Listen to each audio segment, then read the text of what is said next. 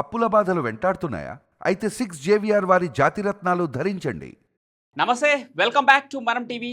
నేను మీ పవన్ పేస్వాడ. బెంగళూరులో bike taxi పైన బ్యాన్ విధించడం జరిగింది. అంటే ర్యాపిడో, ఓలా, ఊబర్ ఈ బైక్ సర్వీసులకి బ్యాన్ విధించింది బెంగళూరు. అంటే కర్ణాటక ప్రభుత్వం దానిపైన బ్యాన్ విధించింది. ఇది సోషల్ మీడియాలో సర్క్యులేట్ అవుతున్నట్టు ఒక వార్త. అఫీషియల్గా అనౌన్స్మెంట్ చేసింది కర్ణాటక ప్రభుత్వం. అయితే ఈ బ్యాన్ ఇప్పుడు హైదరాబాద్లో ఉన్న బైక్ ట్యాక్సీ రైడర్స్ ఎవరున్నారో వారికి కొత్త తలనొప్పులు తెచ్చిపెడుతుంది.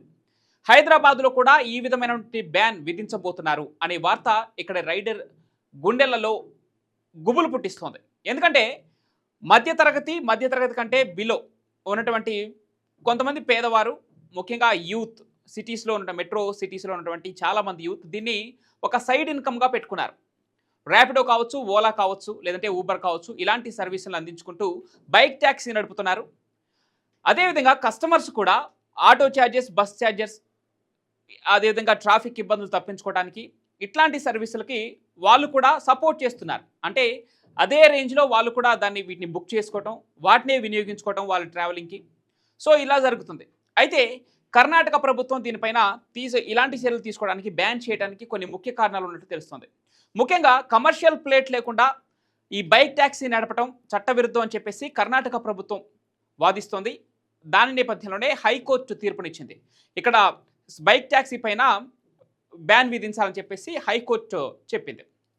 అయితే మోటార్ వెహికల్ చట్టం ప్రకారం 2 వీలర్స్ని ఇలా సర్వీస్గా ఉపయోగించకూడదు అనేది ఉంది.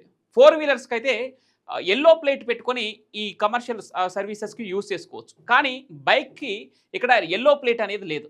సో కమర్షియల్గా యూజ్ చేసుకోవడానికి బైక్ ట్యాక్సీ పనికిరాదు, ఇది మోటార్ వెహికల్ చట్టానికి విరుద్ధం, అందుకనే దీనిపైన బ్యాన్ విధిస్తున్నాం, ఇక నుంచి ఈ సర్వీసులు బెంగళూరులో నడవటానికి వీల్లేదు అంటూ కూడా చెప్పడం జరుగుతుంది.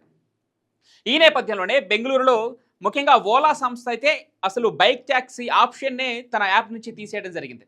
ఇక ఊబర్ లాంటిదైతే ఈ బైక్ ట్యాక్సీ సర్వీస్ని కొరియర్ సర్వీస్గా మార్చేసింది. సో ర్యాపిడో కూడా ఇలాంటి చర్యలే తీసుకోబోతుంది. ఇప్పుడు హైదరాబాద్ రైడర్ల గుండెలో గుబులు పుడుతోంది. ఎందుకంటే హైదరాబాద్లో కూడా ఈ రకమైనటువంటి బ్యాన్ విధించబోతున్నారా అంటే అవుననే సమాధానం వినిపిస్తుంది.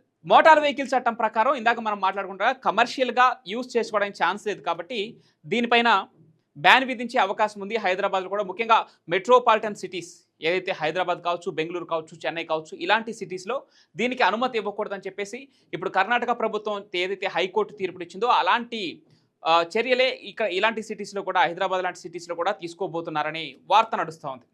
అయితే ముఖ్యంగా హైదరాబాద్లో చూసుకుంటే 1,10,000 వరకు మంది రైడర్లు ఉన్నారు. అదేవిధంగా రోజుకు 1,00,000 మంది కస్టమర్స్ ఇలాంటి సర్వీసులను ఉపయోగించుకొని వారి గమ్యస్థానాలకు చేరుతున్నారు. సో ఇలాంటి ఒక బ్యాన్ అనేది విధిస్తే ఈ ర్యాపిడో సర్వీసులు కావచ్చు, ఓలా కావచ్చు, లేదంటే ఊబర్ కావచ్చు, ఇలాంటి సర్వీసులు విధిస్తే ఇక్కడ హైదరాబాద్లో ఎవరైతే దీని నుంచి ఉపాధి పొందుతున్నారో, ముఖ్యంగా యువత, విద్యార్థులు పార్ట్ టైం చేసుకుంటున్నారు, మనలాంటి వాళ్ళు కూడా పొద్దున లేస్తే మనకి బండి ఈ ట్రాఫిక్లో నడపడం ఇబ్బంది, లేదంటే ఇన్ టైంలో చేరుకోవాలి, లేదంటే తక్కువ ఛార్జెస్తో వెళ్ళాలి, ఇలాంటి అవకాశం ఉన్నప్పుడు ర్యాపిడో సర్వీస్ కానీ లేదంటే ఓలా, ఇలా ఊబర్ సర్వీస్ మనం కూడా ఉపయోగించుకునే వాళ్ళమే. సో ఈ రైడర్లు, విద్యార్థులు, ముఖ్యంగా చాలామంది విద్యార్థులు ఉన్నారు, బీటెక్ స్టూడెంట్స్ ఉన్నారు, వాళ్ళు కూడా పార్ట్ టైంగా దీన్ని వాడుకుంటున్నారు. అంతెందుకు ఐటీ జాబ్స్ చేసే వాళ్ళు కూడా మార్నింగ్ టైంలో వాళ్ళు జాబ్కి వెళ్ళే టైంలో వాళ్ళు వెళ్తున్నటువంటి రూట్ని ఈ ర్యాపిడో సర్వీస్ కానీ లేదంటే ఇలా బైక్ ట్యాక్సీ సర్వీస్లో పెట్టుకొని వాళ్ళు వెళ్ళే రూట్లో ఎవరైతే కస్టమర్స్ ఉంటారో వాళ్ళని పిక్ చేసుకొని అక్కడ వాళ్ళు డ్రాప్ చేసి ఆ తర్వాత వాళ్ళు అక్కడి నుంచి ఆఫీస్కి వెళ్ళిపోవటం. దీని ద్వారా వాళ్ళ పెట్రోల్కి తగినంత మనీ వస్తుంది, ఈ సర్వీస్లో కొంత మనీ వస్తుంది, అదేవిధంగా వాళ్ళకి కావాల్సిన వర్క్కి వెళ్తారు. ఈవినింగ్ కూడా సేమ్ టైం అక్కడ పిక్ చేసుకుని ఆ ఏరియాలో ఉన్నటువంటి కస్టమర్స్ని, వాళ్ళు వెళ్ళేటువంటి ఆ రూట్కి ఎవరైతే కస్టమర్స్ ఆ ఏరియాకి వెళ్ళదలుచుకున్నారో వాళ్ళని పిక్ చేసుకొని ఆ సర్వీస్ ద్వారా వాళ్ళని అక్కడ డ్రాప్ చేసి అటు వెళ్తున్నారు. సో పెట్రోల్ ఆదా అవుతుంది, దానికి కావాల్సిన అమౌంట్ చేకూరుతుంది వీళ్ళకి. దీన్ని ఒక సైడ్ హజిల్గా పెట్టుకున్నారనమాట. విద్యార్థులు, ఐటీ ఎంప్లాయీస్ కావచ్చు, మామూలుగా చిన్న చిన్న జాబ్స్ చేసే వాళ్ళు చాలామంది కూడా ఈ సర్వీసెస్ని ఒక కమర్షియల్గా మార్చుకునే ప్రయత్నం చేస్తున్నారు. ఇప్పుడు ఇందాక మనం చెప్పుకున్నట్టుగా 1,10,000 మంది రైడర్లు ఉన్నారు హైదరాబాద్లో. కర్ణాటకలో చూసుకుంటే 1,20,000 మంది రైడర్లు ఈ యొక్క బ్యాన్ వల్ల ఇప్పుడు నష్టపోతున్నారు. అదేవిధంగా కర్ణాటకలో దగ్గర 1,10,000 మంది కస్టమర్లు రోజుకి బెంగళూరు సిటీలో ఈ ర్యాపిడో సర్వీస్ కావచ్చు, ఓలా కావచ్చు, ఊబర్ సర్వీస్ కావచ్చు, వీటిని వినియోగించుకుంటారు, వారి గమ్యస్థానాలకు చేరుతున్నారు. సో ఈ బ్యాన్ వల్ల వారికి అటుపక్క ఛార్జెస్ మోత మోగిపోతుంది.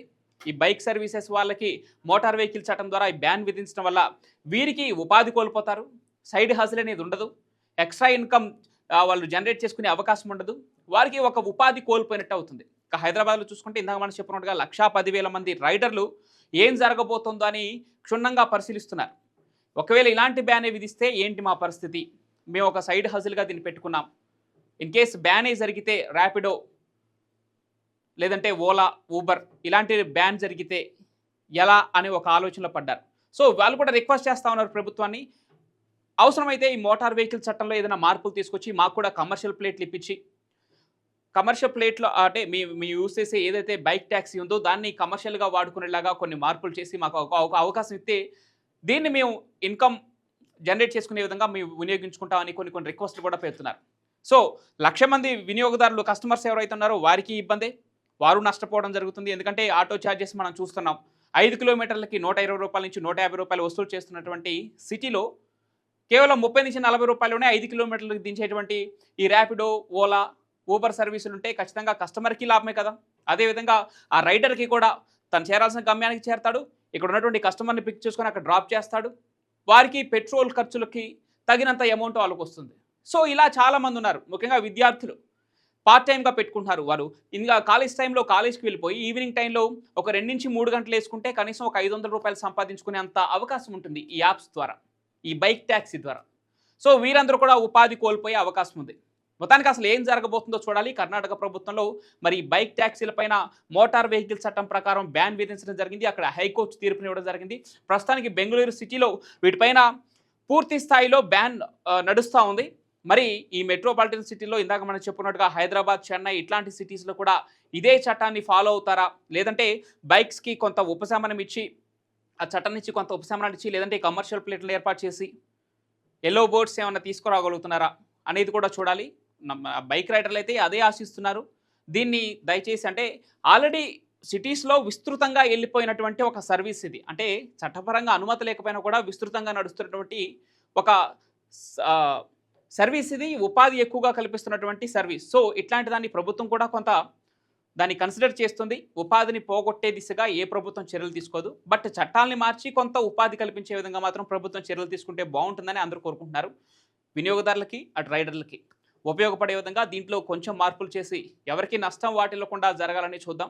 ఏం జరగబోతుందో చూద్దాం. హైదరాబాద్లో కూడా మరి బ్యాన్ విధిస్తారా, లేదంటే ఏం జరగబోతుందో మాత్రం చూడాలి.